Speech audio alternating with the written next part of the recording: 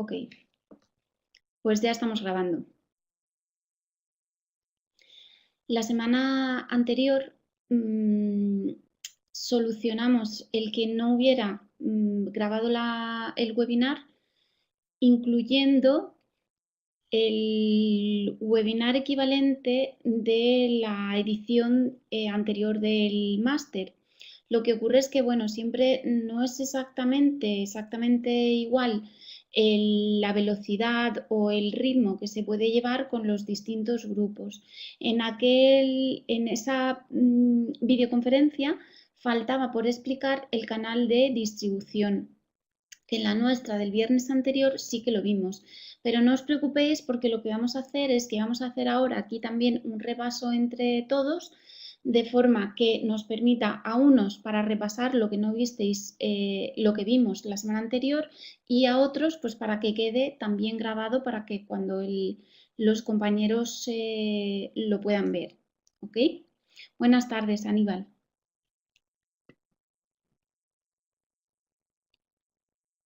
Vale, pues en principio vamos a comenzar esta sesión dedicada a la venta internacional.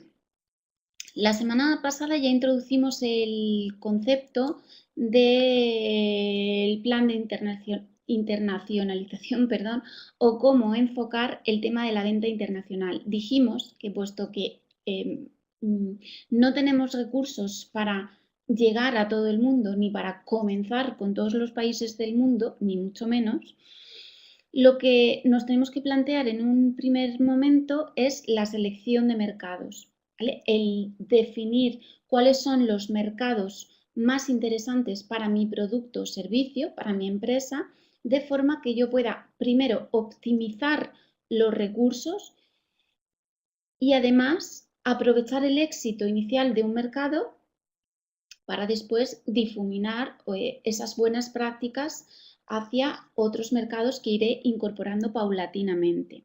Este concepto se entiende, es bastante sencillo. Somos normalmente pymes, no tenemos recursos para dirigirnos a todo el mundo al mismo tiempo y por eso tenemos que priorizar. Tengo un producto o servicio que quiero vender en otras áreas geográficas aparte de mi país.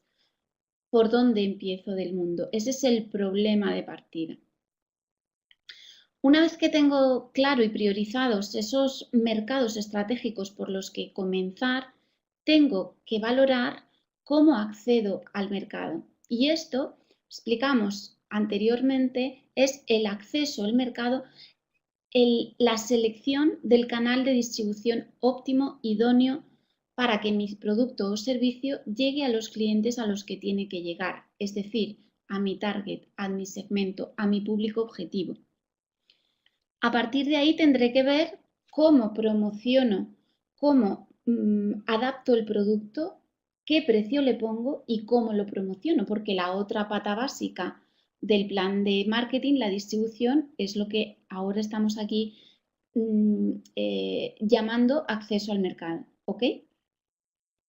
Y que todo ello, estos tres escalones, me permiten llegar a este final que es el objetivo de alcanzar una posición competitiva sostenible. Decíamos también que no me estoy planteando este proceso para realizar una venta puntual en un mercado y no volver a tener contacto con ese mercado. Me lo estoy planteando porque de verdad quiero que ese mercado sea pues un escenario a medio largo plazo para mi empresa.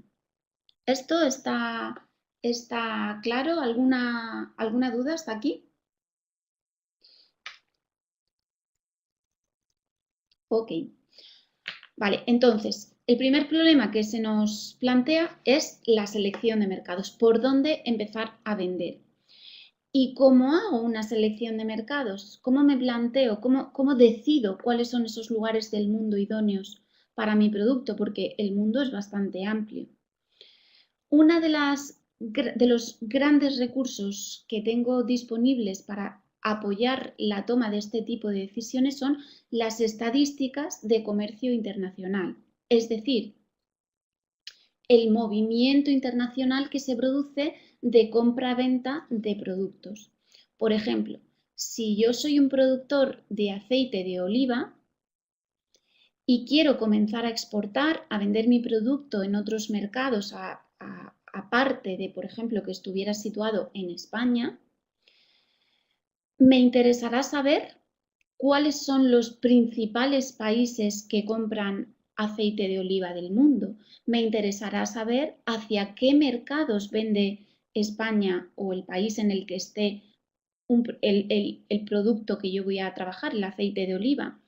Me interesará saber de los países que detecte como grandes compradores, cuáles son aquellos, por ejemplo, que han tenido una evolución más positiva, creciente en los últimos años. ¿Lo vemos?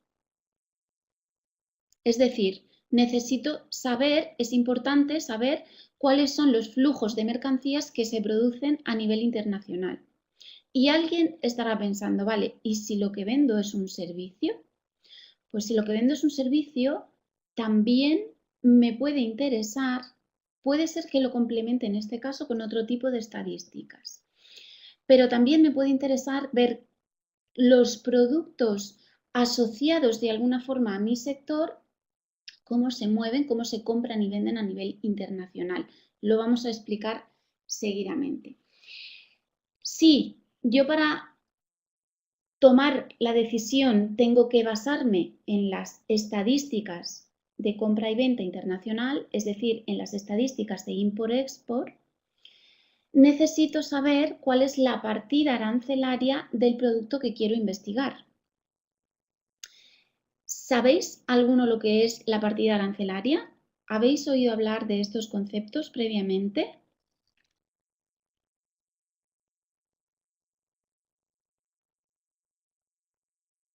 No. Ok.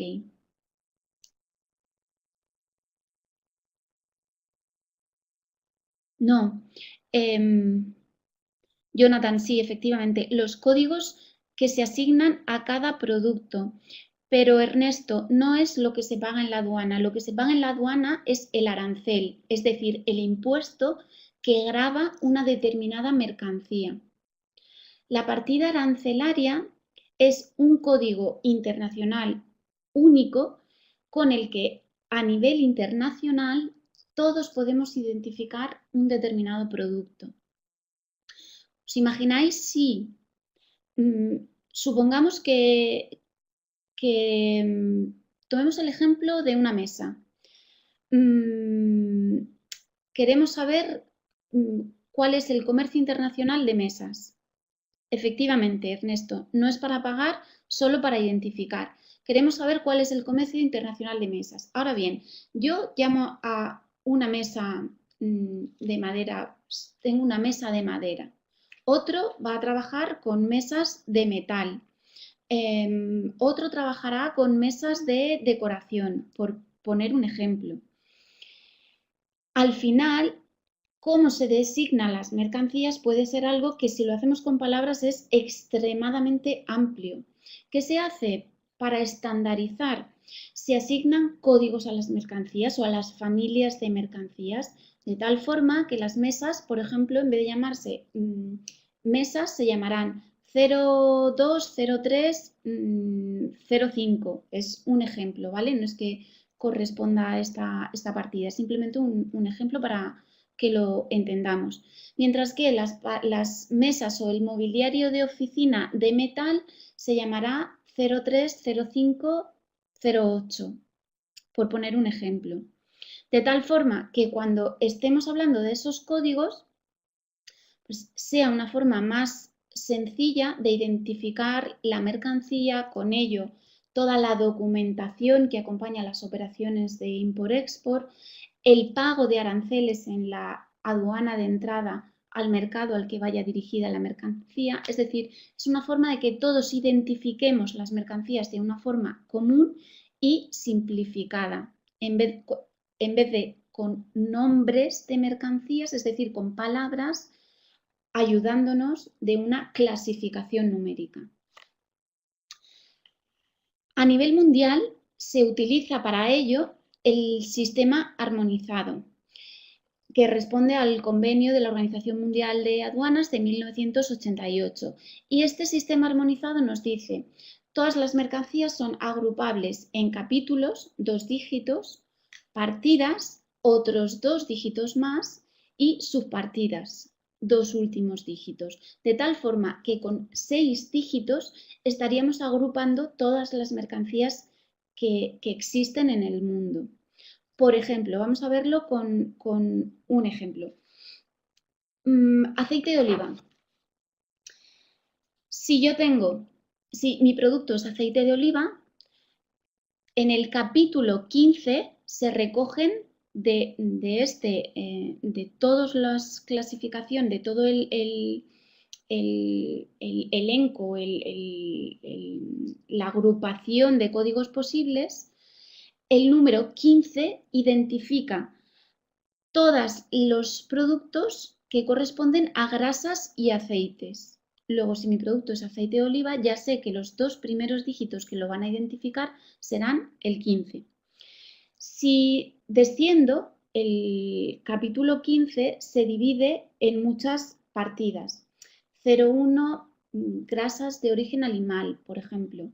0, en este caso, 0,9 identifica a los aceites de oliva. Por tanto, si mi producto es aceite de oliva, la nomenclatura, la forma de llamarlo será 1509. Y si mi producto es aceite de oliva virgen, sabéis que el aceite de oliva puede ser virgen o puede ser no virgen, puede ser aceite de oliva virgen extra, es decir, el producto, conforme le vayamos añadiendo características, vamos complejizando. Pues bien, si el mío es aceite de oliva virgen, tengo que el capítulo 150910 es el que sirve para identificar aceites de oliva virgen. Si tengo que añadirle la característica de extra, pues será 15091001, por ejemplo.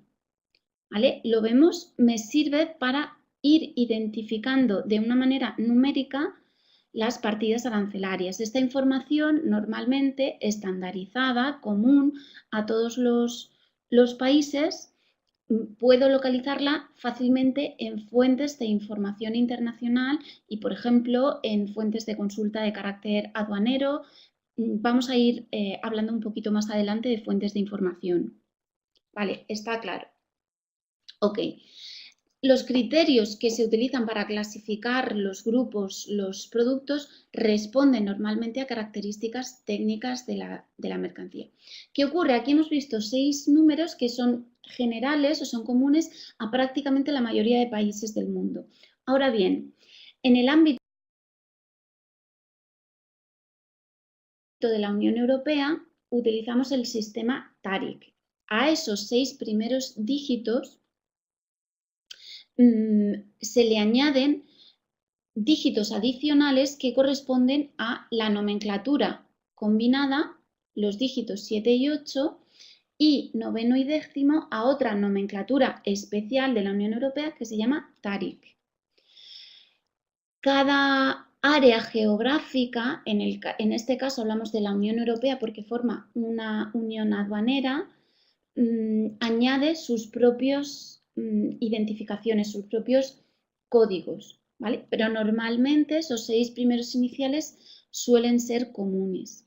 En Estados Unidos, ¿qué se utiliza? Por poner otro ejemplo de otro sistema diferente, 10 dígitos, los 6 primeros, esos comunes de los que hablábamos anteriormente, y otros 4 de una nomenclatura propia similar al TARIC. En Perú es la nomenclatura nandina y son 10 dígitos con estos. Gracias, Jonathan. En diferentes áreas geográficas, en diferentes territorios aduaneros podemos encontrar diferentes nomenclaturas. Pero al final, la idea que es importante que se nos quede es que es una forma de identificar de manera estandarizada las mercancías en el comercio internacional. ¿Y por qué nos metemos a ver esto? Porque para consultar las estadísticas de comercio exterior necesitamos conocer la partida TARIC, el código arancelario, perdón, de las mercancías. Si no, no podríamos consultar las estadísticas de comercio internacional. Sí, fíjate, lo que ocurre es que todo esto va evolucionando con el tiempo, ¿vale? Y se realizan actualizaciones periódicas, pero inicialmente, pues estamos hablando, sí, de cifras, en este caso, el sistema armonizado del 88, en el caso eh,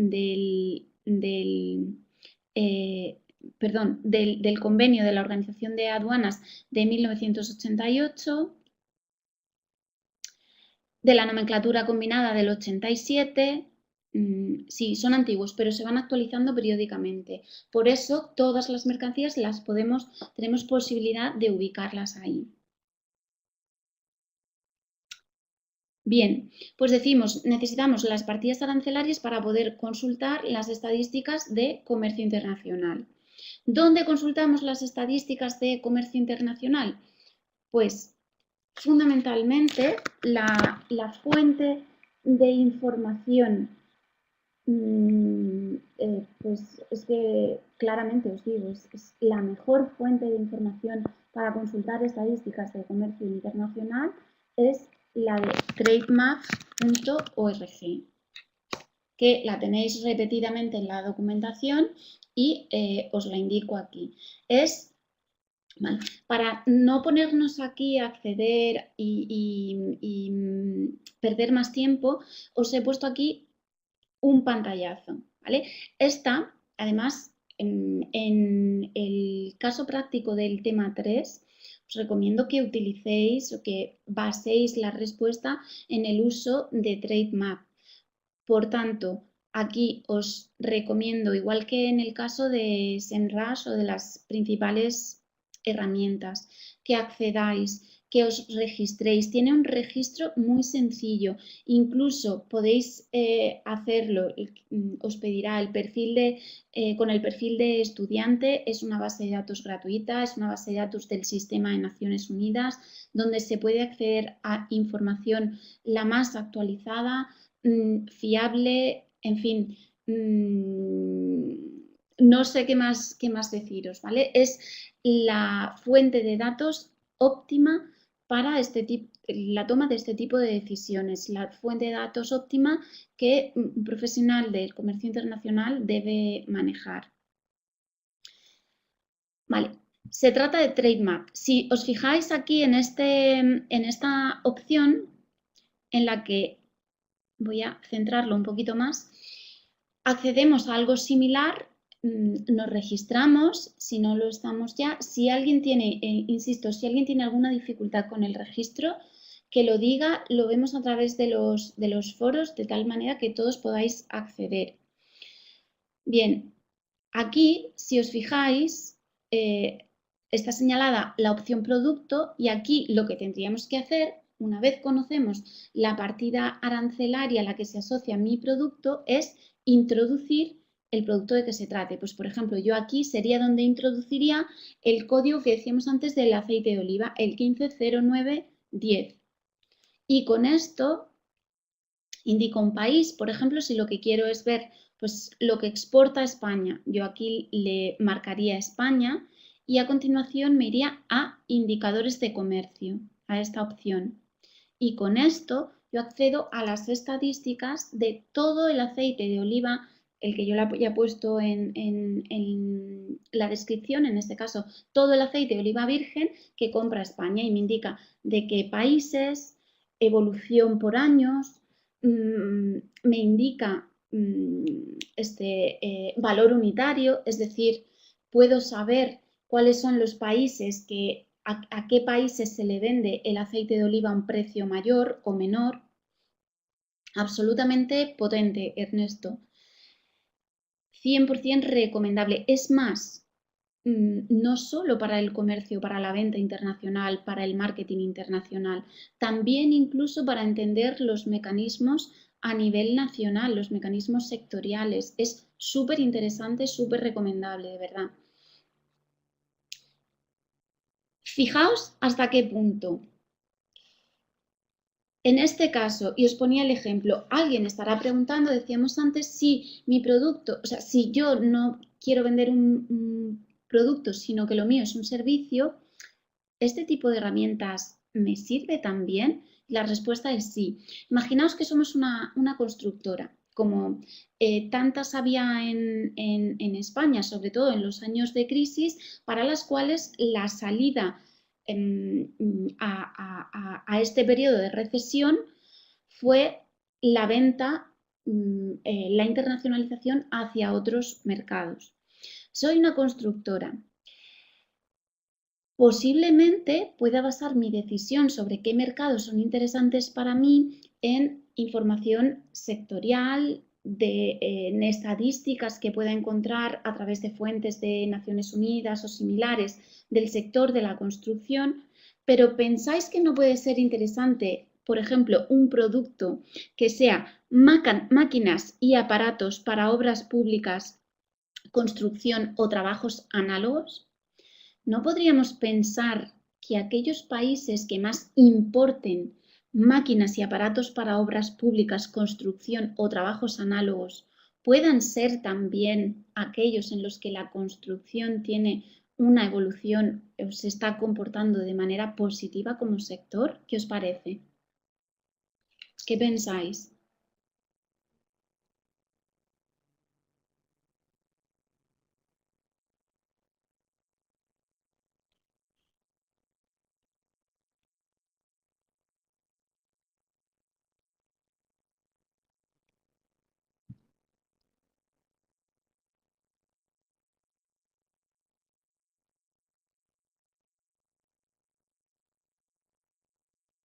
Si alguien quiere poner otro ejemplo,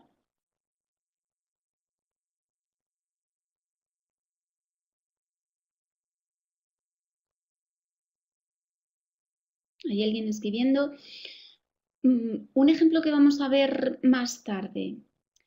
Una empresa de software para un software específico para constructoras.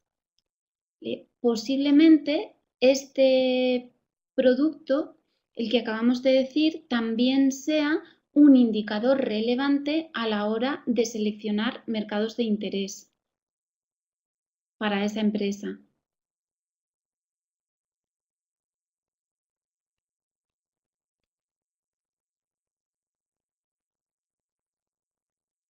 Efectivamente. En, en el sector de servicio en el que nos movamos, probablemente habrá algún tipo de producto conexo que se utilice en el sector, es un ejemplo que me pueda servir de indicador. Es lo que estamos haciendo con este ejemplo. Y fijaos, este mapa no es, que veis aquí, no es nada elaborado, es simplemente introduciendo en TradeMap la partida arancelaria que corresponde a este producto, que en este caso es 84,79,10. Lo veis aquí, maquinaria para trabajos públicos, construcción o similares, solamente introduciendo la partida y que quiero saber cuáles son los países que más están importando este producto, accedo tanto a las cifras por países como a herramientas como este mapa, a soluciones visuales como este mapa. Por tanto, insisto, una herramienta muy potente y que os recomiendo a todos para que además podamos ir resolviendo desde aquí las dudas que os surjan, que entréis, la trasteéis, la aprendáis a utilizar y veáis los resultados que podéis arrojar. A diferencia de lo que ocurría, por ejemplo, con SEMrush, que vimos en los temas anteriores, esta herramienta es muy sencilla además de manejar, con lo cual no os va a suponer, espero, demasiada dificultad haceros con ella. Vale, ¿qué me permite esto? Pues con herramientas como esta son con las que puedo hacer una preselección de mercados. Pues, por ejemplo, yo con este producto ya sabría que los mercados más potentes para el sector estarían en el periodo del que hablemos en América Sur, algunos países de la zona europea, países africanos. Obvio que voy a tener que complementar con otros criterios, pero ya tengo un elemento para ir descartando zonas que no me interesen a priori para mi producto. Eso nos lleva a reducir el ámbito geográfico de países en los que voy a comenzar a operar, lo cual ya me está simplificando las cosas. Con ese ámbito más reducido, lo que haré además será una comparativa, por ejemplo, con estudios de mercado. Estudios de mercado que a nivel internacional facilitan entidades como organismos de promoción del comercio internacional que todos los países tienen su propio organismo. Ahora vamos a explicarlo eso con más detalle. Y esto me permite hacer finalmente un análisis profundo entre al final 4 o 5 mercados para finalmente seleccionar pues el mercado, 2 mercados por los que yo tenga capacidad de empezar a vender. Y esto me permite acertar de una forma más directa con mis primeras ventas y aumentar la tasa de éxito de alguna forma en la venta internacional. ¿Hasta aquí lo comprendemos? Al menos el mecanismo, el por qué estamos explicando todo esto y por qué es importante hacerlo de este modo. Ok,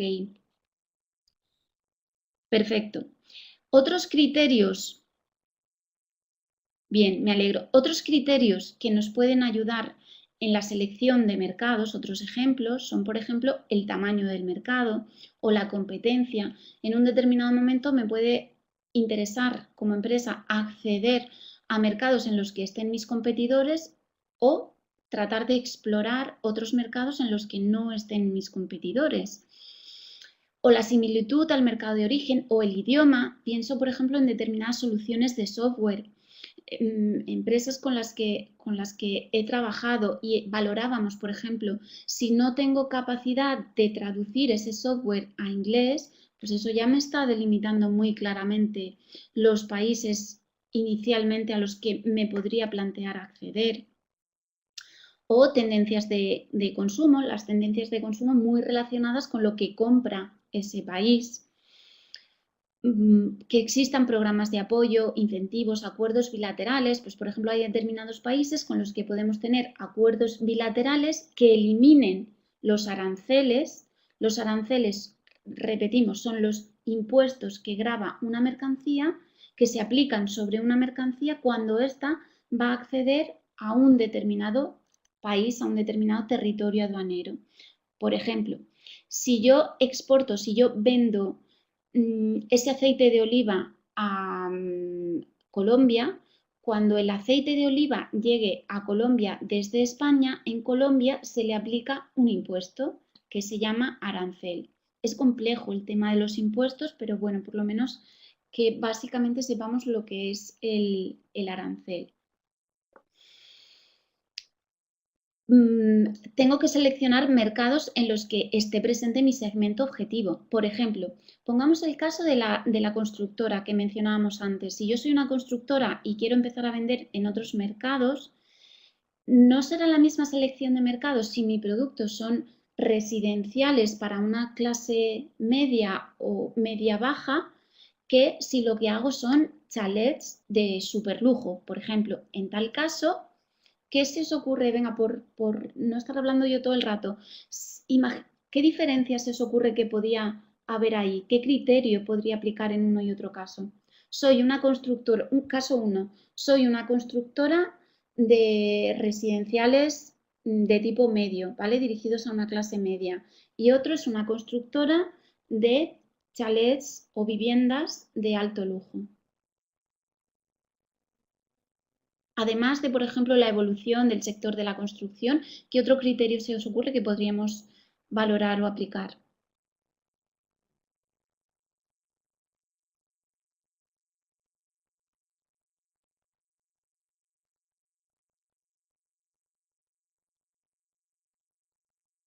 Poder adquisitivo. Perfecto, Jonathan.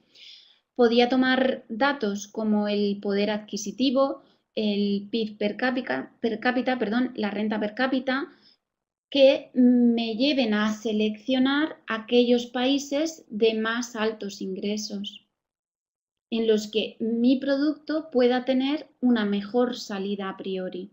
¿Quiere decir eso que en los otros no pudiera vender ese tipo de producto? No. Lo que ocurre es que tendré más posibilidades de aceptar si me dirijo a aquellos mercados en los que hay una mayor presencia, una mayor extensión de mi segmento objetivo. Si, por ejemplo, Ernesto, mi producto fueran viviendas para personas con una capacidad adquisitiva reducida, pues probablemente me interesaría incluso considerar países en los que las tasas de paro fuesen más elevadas. Ojo, porque ahí tendríamos que cruzarlo con otras variables. Si mi producto es el lujo dirigido a un segmento medio, me interesarían aquellos países en los que las tasas de paro fueran menores.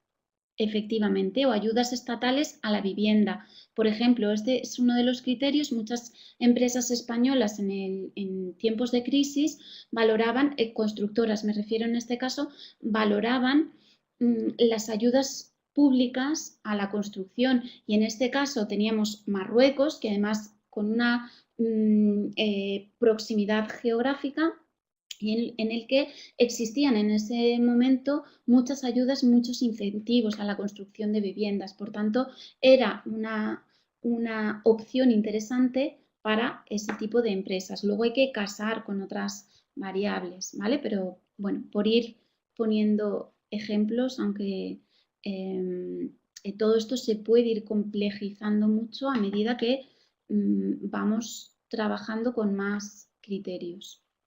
¿Vale? Hasta aquí está claro, ¿verdad?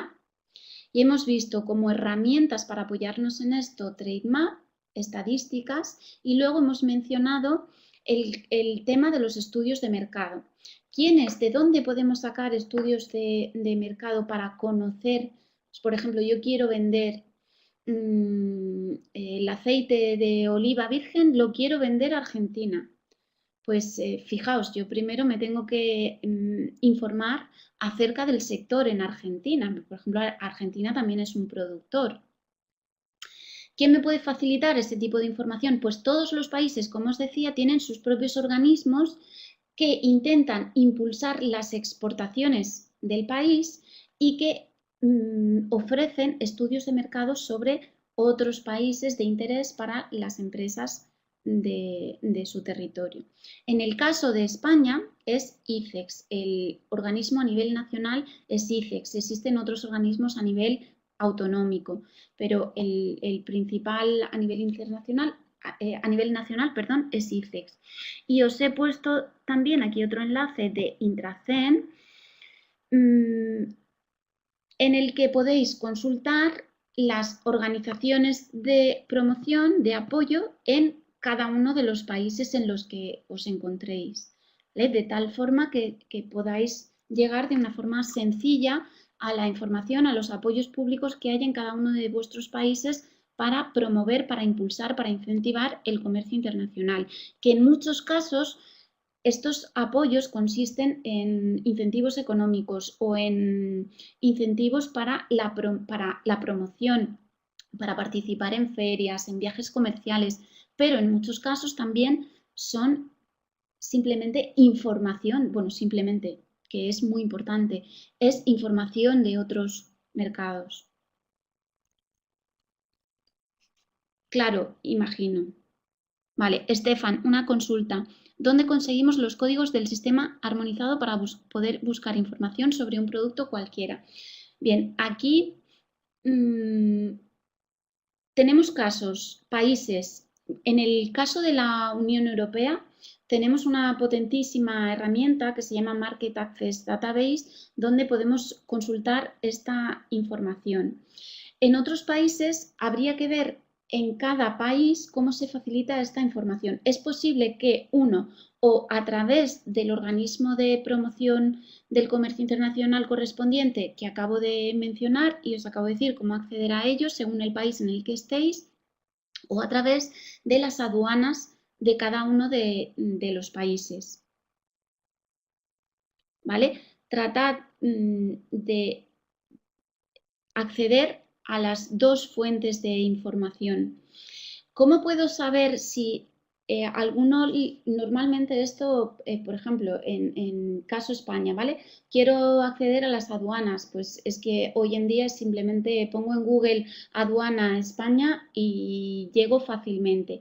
Pero si alguien no lo viera tan claro, tenemos otra vía de acceder, de tener las páginas web de las aduanas de todo el mundo, que es a través de la Organización Mundial de Aduanas.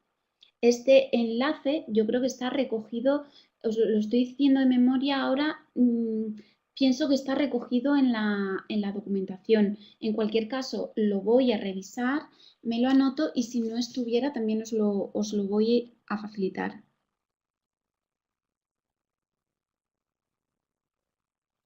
¿Ok? Y si estamos, para aquellos que estéis en España en el ámbito Unión Europea, Market Access Database.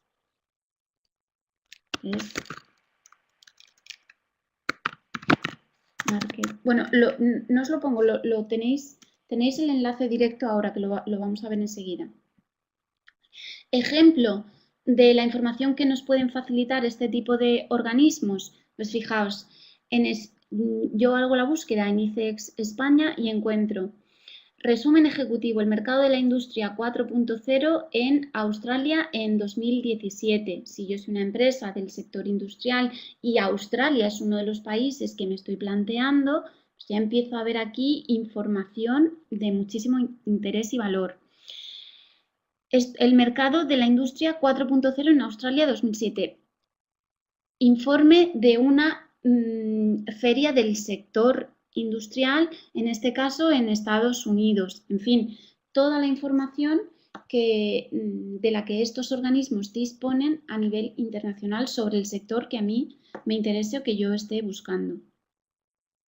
¿Vale? Simplemente un ejemplo.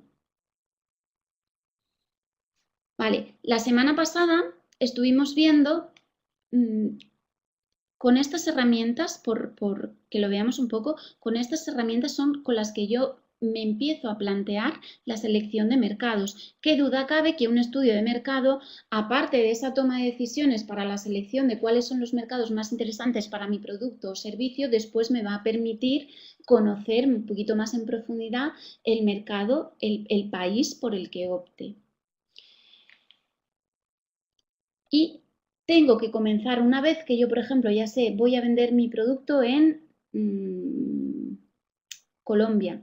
Pues me tengo que plantear cómo voy a acceder, a través de qué figuras voy a acceder al mercado colombiano. Y esto es lo que en el webinar pasado enfocábamos con el canal de distribución, que es el acceso a mercados. Es decir, a través de qué intermediarios, a través de qué empresas, a través de qué figuras puedo yo fundamentar, basar mi presencia en ese mercado. Esto lo vemos, ¿a qué nos referimos con el canal de distribución? ¿Alguien no estuvo presencialmente, no en la grabación, sino presencialmente, de los que estáis aquí en la sesión de webinar previa, la del viernes pasado? ¿Estuvisteis? Ernesto sí, Manuel sí, Aníbal no.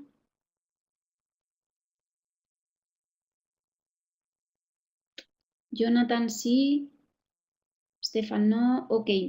Bien, como en la grabación que recuperamos no estaba explicada esta parte, el canal de distribución, vamos a dar unas pinceladas, lo tenéis detallado en el temario, no obstante, pero vamos a dar aquí unas pinceladas, ayudadme los que sí estuvisteis, participar y vamos a dar unas pinceladas. Por ejemplo, como figuras intermediarias, recordáis, me podía plantear el agente, el importador, distribuidor o una figura de trading. ¿Qué es ¿Cuáles son las diferencias entre uno y otro principales? ¿Alguien lo explicaría?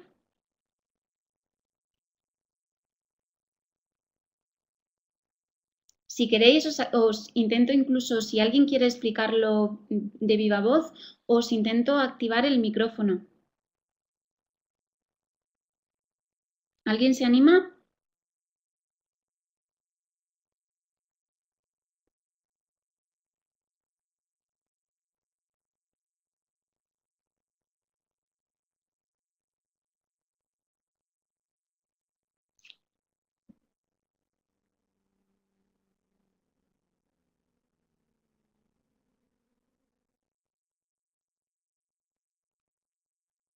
El distribuidor, que era como una empresa al que se vendía el producto, como un cliente, efectivamente.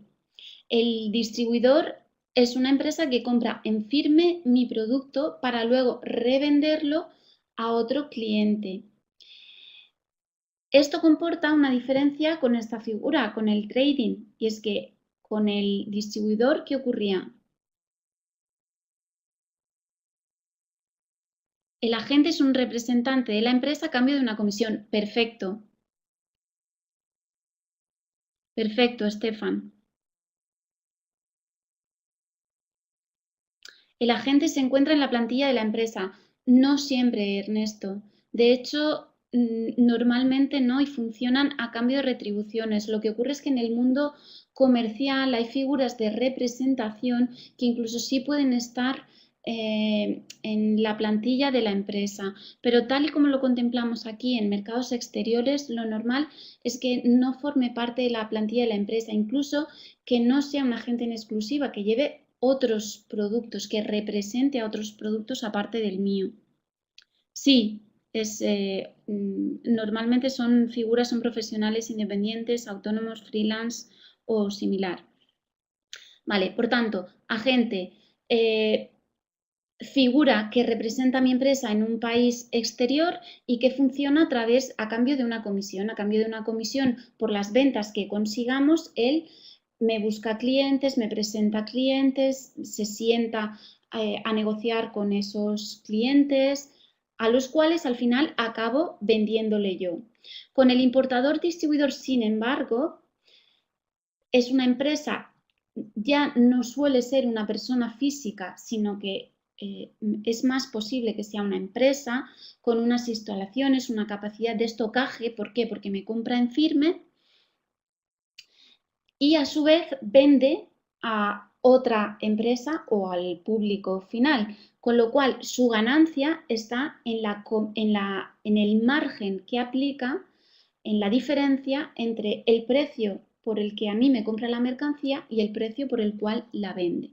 Normalmente aquí también estamos en una relación estable a medio o largo plazo y esta figura del importador distribuidor incluso me permite a mí saber dónde se está vendiendo mi producto en ese país. Sin embargo, los traders, la figura del trading, suelen ser empresas que operan con mercados emergentes o con productos del tipo commodities y que normalmente lo que hacen es me compran en firme y ellos se las apañan con el producto. Yo normalmente ni siquiera sé a quién se lo venden. ¿Vale? Son las tres figuras principales de tipos de intermediarios que podemos tener en el mercado. Los acuerdos de cooperación pueden ser de muy diversa índole, desde somos un grupo de empresas, no tenemos capacidad suficiente para abordar mercados internacionales o por el motivo que sea decidimos asociarnos, agruparnos, nuestros productos se complementan y decidimos formar una asociación para vender en otros mercados, para promocionar nuestros productos en otros mercados. Es el caso de los consorcios de exportación o de las agrupaciones europeas de interés económico. Esta es simplemente una figura que se da en el ámbito de la Unión Europea. Mientras que la figura del PIBAT lo que permite es que yo aproveche por ejemplo, me alío, el ejemplo que poníamos la semana pasada, me alío con una empresa, yo soy un español, una empresa española productora de vino, me alío con una empresa francesa productora de agua para que esa empresa que vende en Francia y tiene controlados allí los canales de distribución introduzca mi vino en sus canales y a cambio yo en España, país que ella no controla, le introduzco su agua, de tal forma que bueno, se produce una relación win-win. Lo vemos aquellos que no estuvisteis el viernes. También me interesa que de alguna forma quede claro y grabado por si en algún momento, ahora o más adelante en el máster queréis repasar, ¿vale? Por eso también estoy haciendo un poco esta repetición.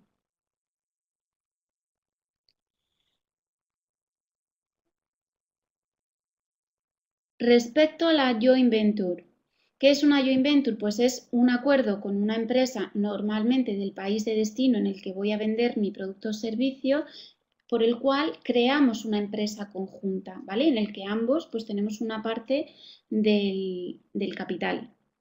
Y alianzas estratégicas pues, pueden ser alianzas con empresas en el país de destino de muy diversa índole, pues bien para comercializar el producto, para producir el producto conjuntamente, para aprovechar sinergias. La diferencia es que no tienen por qué necesariamente suponer la creación de una nueva empresa. Acuerdos de cesión. Aquí estaríamos hablando de licencias y franquicias. Las licencias se orientan más al ámbito productivo, es decir, cedo a una empresa australiana la fabricación de mi producto en Australia a cambio de unos royalties, tal forma que ella puede producir allí el producto y bueno, yo obtengo unos beneficios por lo que ella produce, porque bueno, para mí a lo mejor pues Australia es un mercado más lejano, un mercado al que no me interesaría ir por motivo que sea.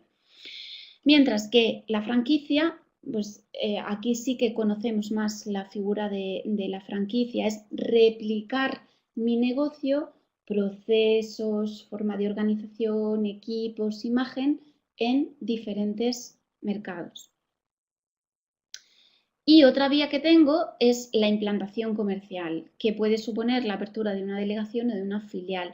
Diferencia que la delegación es algo más light, es una oficina de representación, digamos, que no tiene capacidad normalmente para cerrar ventas, mientras que en la filial ya sí que tiene capacidad para cerrar ventas en ese país de destino. Funciona casi como una empresa autónoma.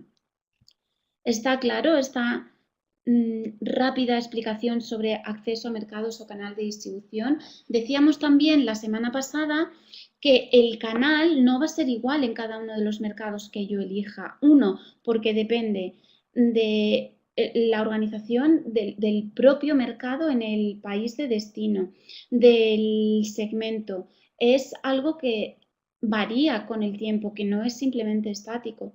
Y hay mercados que se basan en unas figuras o en otras. Por ejemplo, el caso de una empresa española de moda que para acceder al mercado francés necesita la figura del agente, porque en Francia se trabaja normalmente con esta figura, mientras que para acceder a Reino Unido o Alemania se dirige directamente sin agente intermediario a centrales de compras, porque se funciona así, mientras que en Reino Unido, esto en Alemania que acabo de decir, centrales de compra, mientras que en Reino Unido, en ese sector y segmento es más un país en el que funciona a través de distribuidores. Esto depende del mercado que seleccionemos. ¿Y qué ocurre? Que en función de cómo conformemos nuestra presencia en ese mercado, es decir, cómo le demos forma a esto, la figura por la que optemos, eso también va a determinar cuál es la figura comercial o el equipo comercial o cómo tengo que atender esos mercados. ¿Vale? Hasta aquí yo creo que todo correcto. ¿Alguna duda? ¿Es conveniente emplear la multicanalidad para un país en particular? Estefan, para un país en particular no podría decirte, incluso habría que valorar el propio sector de que se trate y el producto o servicio. ¿Vale? No es una pregunta en abierto. También depende qué nos interesa. Estamos en un momento de expansión y nos interesa maximizar las formas de estar presente en el mercado, pues a lo mejor sí que tenemos que optar por canales diferentes. Por lo que sea, se me viene ahora el ejemplo de tenemos un producto, por ejemplo, más exclusivo en el que tenemos que cuidar mucho el canal por el que lo introducimos, pues a lo mejor no nos conviene darle más cabida a la multicanalidad, sino cuidar mucho un único canal. No es una pregunta que se pueda resolver en abierto, habría que estar a cada país y a cada sector y a cada producto en concreto. Aquí tenemos un ejemplo que ya vimos en el tema 1 al explicar el concepto de canal de distribución. el caso de parques infantiles, si no recuerdo mal, Colombia, en el que bueno, se veían que podíamos tener la opción de un importador distribuidor generalista, es decir, que lleva, entre otros productos, los parques infantiles, importadores distribuidores especialistas en mobiliario urbano o incluso importadores distribuidores con la orientación de productos complementarios. En aquel caso comentábamos el césped artificial. Y a todo esto, ¿qué ocurre? Que hay que ponerle nombres. Este es otro ejemplo, una empresa de software para la fase constructiva, en la que os comentaba al inicio de esta webinar. ¿Vale? En este caso, no recuerdo ahora si este era para Brasil o qué mercado era en concreto. Pero en este caso se planteaban distintas alternativas, o bien podíamos optar por la apertura de una filial o bien a través de un agente dirigirnos directamente a consultoras TIC generalistas pues que trabajan grandes paquetes ya no especializados en el sector constructivo tipo SAP o similares o distribuidores sí especializados en, por ejemplo, arquitectura.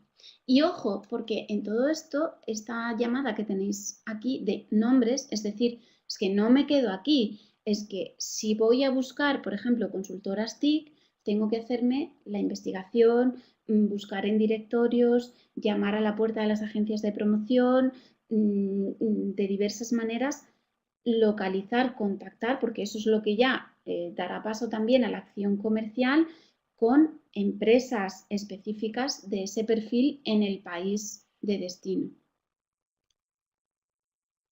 ¿Vale? Es decir, tengo que plantearme la búsqueda y selección de contactos.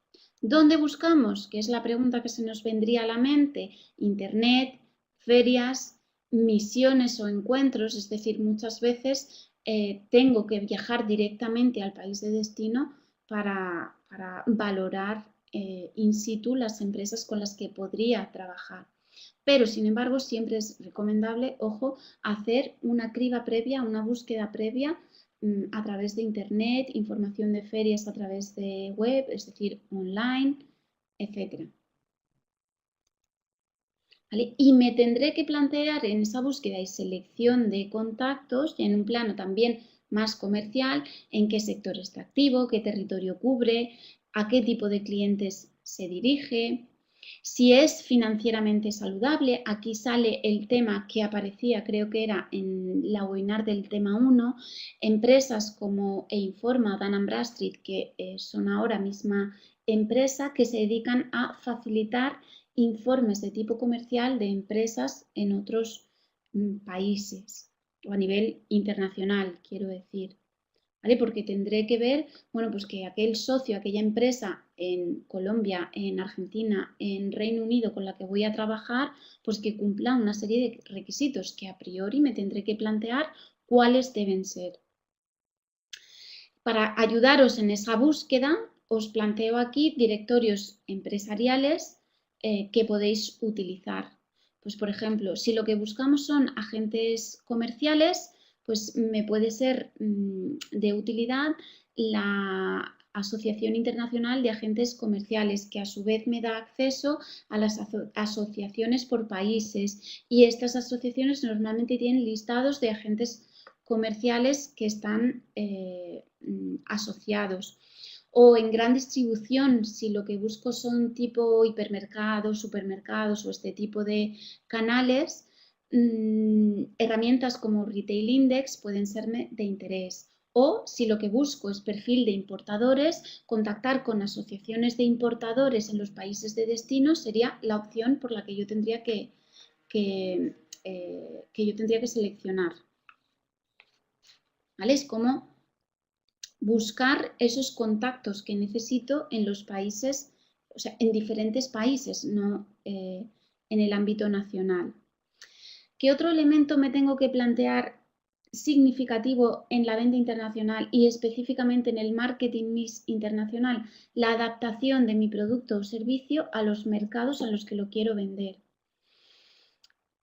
Por ejemplo, cuestiones básicas como el packaging, el color del packaging, si es un producto, ¿vale? El color del packaging, Pues que los colores no tienen la misma significación en los diferentes países o en las diferentes áreas geográficas, o el nombre del producto, o la composición del producto. Por ejemplo, una empresa española que para vender su aceite de oliva en China tiene que producir un aceite con un color menos intenso y un sabor menos intenso, porque si no el producto no es aceptado en el mercado chino.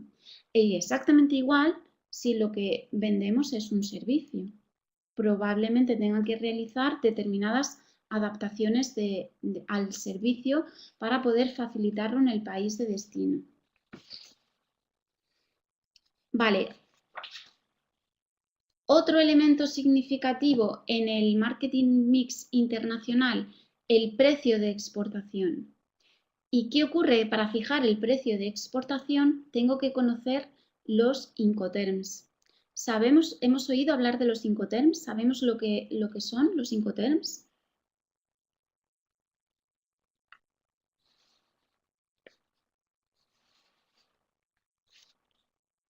No, vale.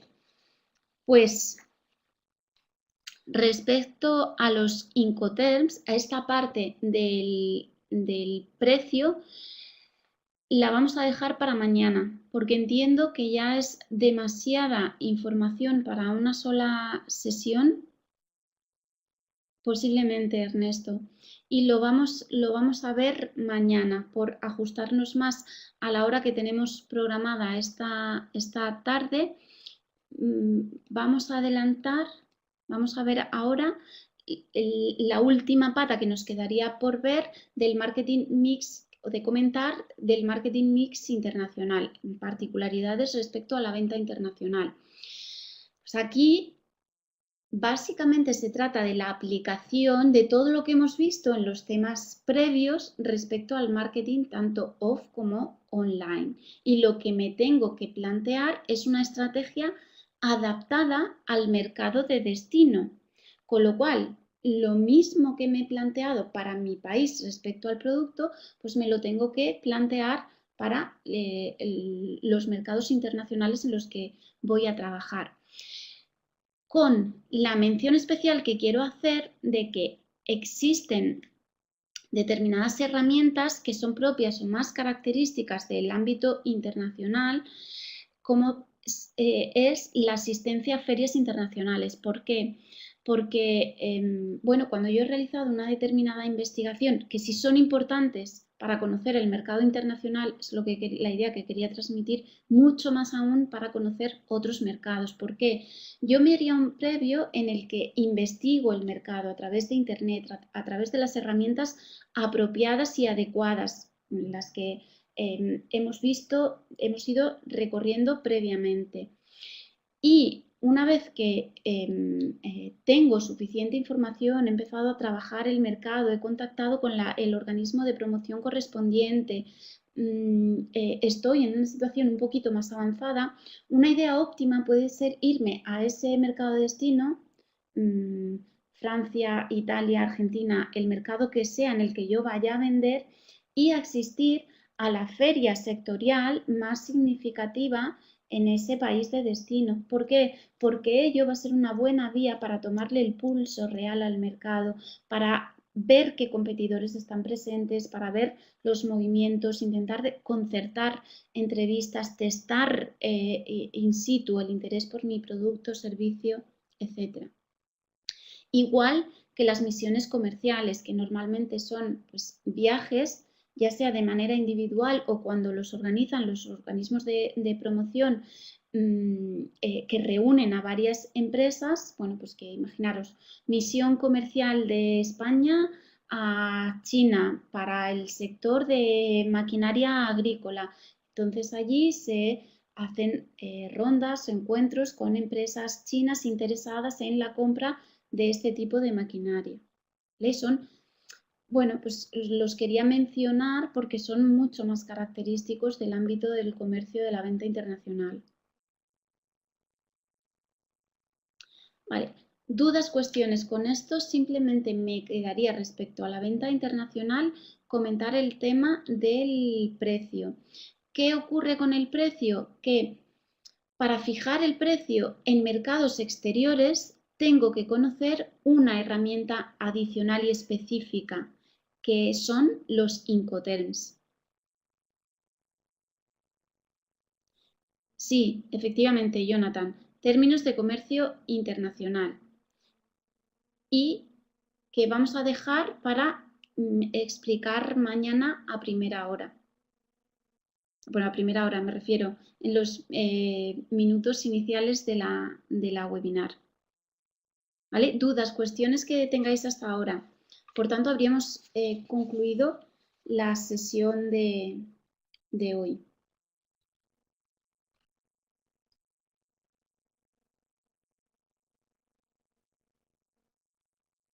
Hasta aquí lo que os quería contar de la venta internacional, salvo el tema de los Incoterms, que lo vamos a ver mañana. ¿Sí? Demasiada información. ¿Lo veis? ¿Os interesa? ¿Le veis aplicación?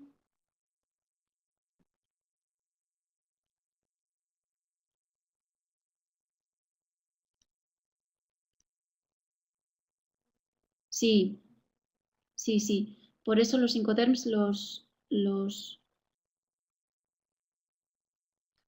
dejamos para mañana. Al menos para transmitiros el concepto. Ok, pues hasta aquí entonces la clase de hoy. Nos seguimos viendo por los foros y os animo a que participéis en foros del tema 3 y del tema, tanto del tema 3 como del tema 4, ¿vale? Recordad que se valora la participación en la calificación, se tiene en cuenta la participación en los foros y os animo también a que, bueno, pues a que os metáis en el tema 3 y en el tema 4, que entiendo que son aquellos en los